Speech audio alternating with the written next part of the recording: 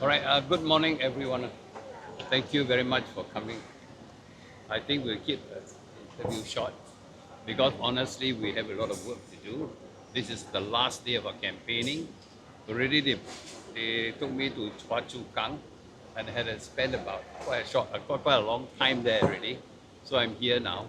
So we'll take questions, and as I say, we have to keep very short because we got so many places.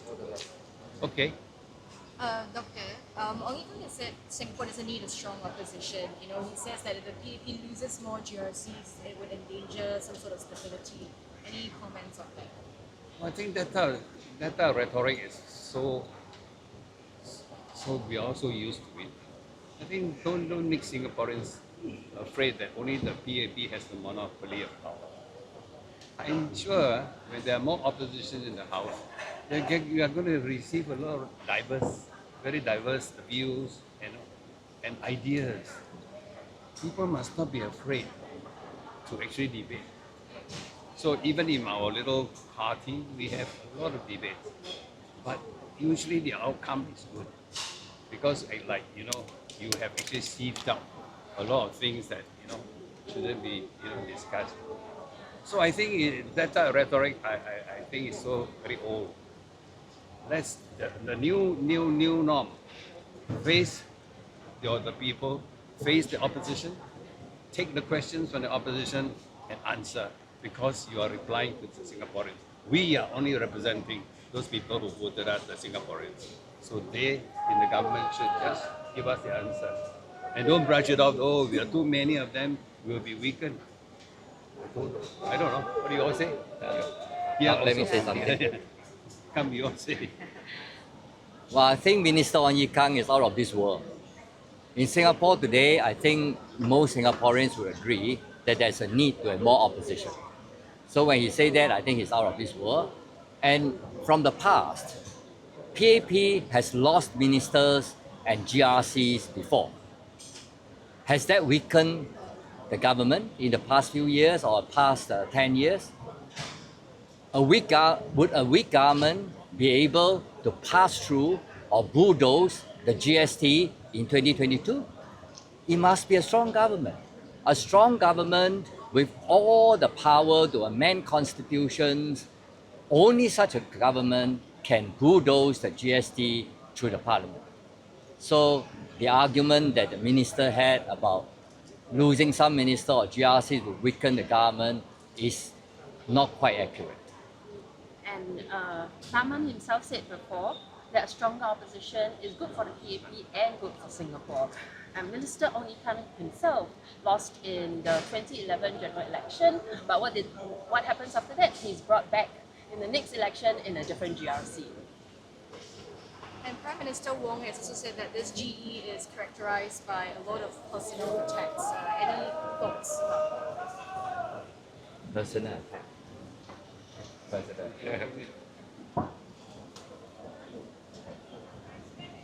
I think some of these comments are made by candidates out of under the general context of talking about certain policies and all that. I don't think there are many comments that are really just directed at the person. For one thing, PSP has not adopted such a strategy or said such things. But I think when we sometimes discuss certain policies and, for example, my comments about Minister Desmond Lee, it is targeted at the fact that he has not responded concretely to some of the policy debates we are trying to have with him. So it is not a personal attack. Thank you. Mr. Leong, what does PSP think of its chances here, as well as how would you compare your campaign this year as compared with the one in 2020? I think we have run a very organized campaign, but of course the verdict is up to the residents of West Coast, Jurong West GRC. We'll wait and see on polling day. Mr. Leong, can I ask, PM Wong and SME have focused a lot of their emphasis on WP this campaign, talking a lot about Punggol, Tampines, there's not been much talk from them about PSP. Were you hoping for more of that from them, or are you happy that you guys have stayed under the limelight for? Well, it's not just a matter of talking about us or not talking about us. It's just a matter of an election can't be a good election if there are no substantial debate on policies. The government during an election must commit to Singaporeans what they are going to do over the next 5 years. Concrete solution. The government has so far always stick to its script, make certain statements, but we can see that a lot of the problems remain. Take for example housing. The high prices of public housing still is a problem for Singapore. The long waiting time for BTO flats is still a problem for Singapore. And the lease decay is still a problem for Singapore.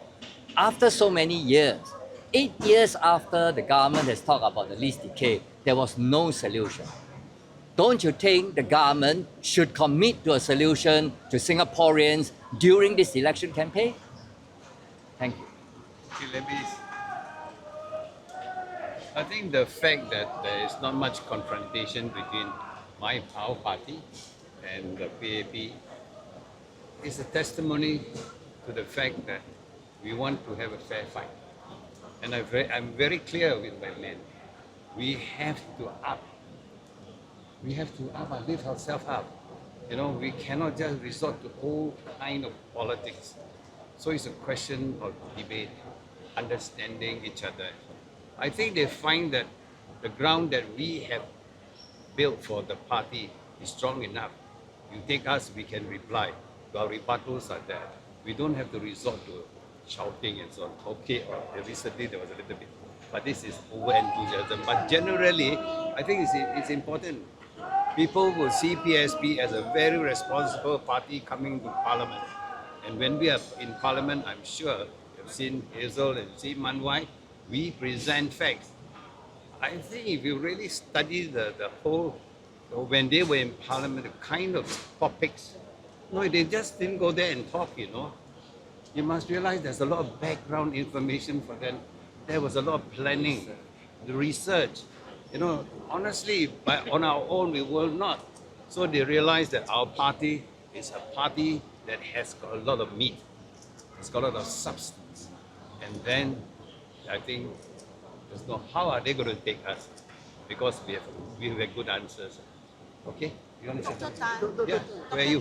Dr. Tan, do you think there's enough or substantial discussion on policy this round in this election? I know we put out our policy paper, our manifesto. I think everyone has. It's up to the people to judge whether the substance we put in there are of interest to them. How about for PAP side? PAP, they're entitled to what they want to say, but that does not mean that we accept everything what they say. Similarly, also they will feel that way. But the manifesto is not for parties to parties. It's for the average Singaporeans to read, to understand, to question. And I think we are all ready to present our manifesto.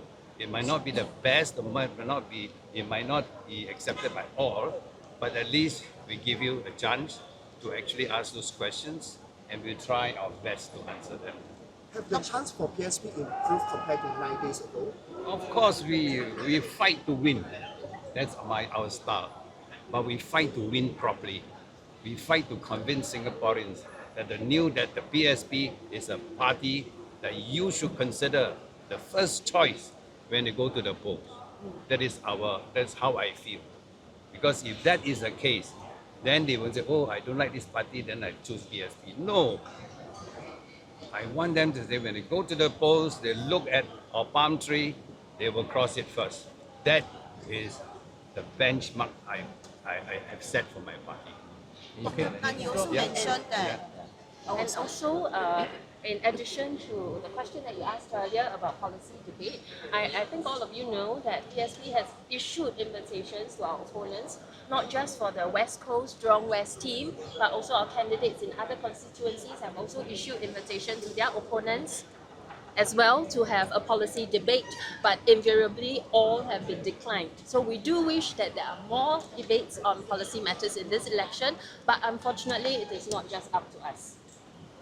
Okay, we'll take one or two more questions because we have a lot of schedule. Questions for Yeah. Dr. Tan, please. You called for the outcome of police investigation against the harassment allegations between PAP and PSP volunteers in January to be released during this election period, right? yes. Why do you actually bring it up now, 2 to 3 days before the polling day and not earlier before? No, actually, we've been waiting. It just happened. I think somebody asked me about the issue, and I think according to what we in the past procedures, must also be followed by outcomes. So we are just waiting for the outcome. So when you all ask me the question, okay, I'm also curious like all of you, and we also surprised. How come it has been on the table of the Attorney General, but why is it not released? Let me also add on to what Dr. Tan has said. That incident, the truth of the incident will affect the impression Singaporeans have on PSP and PAP. Right? So it is only right that during the election, like when I talk about policies, the same thing. It's only right during the election, all of us should come out clearly about our stance, and we should put all the truth on the table, so that voters, residents can make the right decision. Mr. Leong, you've sparred with the PAP on many issues, minimum wage, GST, housing. To what extent do you feel your party's message has resonated with voters, and have there been any learning points as well? I think we must wait for the results. Yeah. Okay, only one more question. Yesterday I've talked about that. We are not going to comment on all these rumors.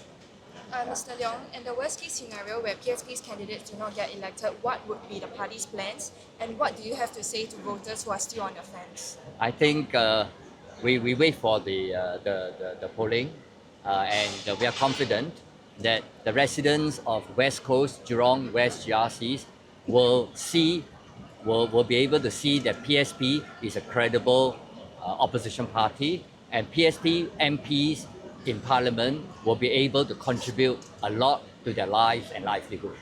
Okay, thank you very much. Thank you. Yeah, sorry. Yeah, thank you.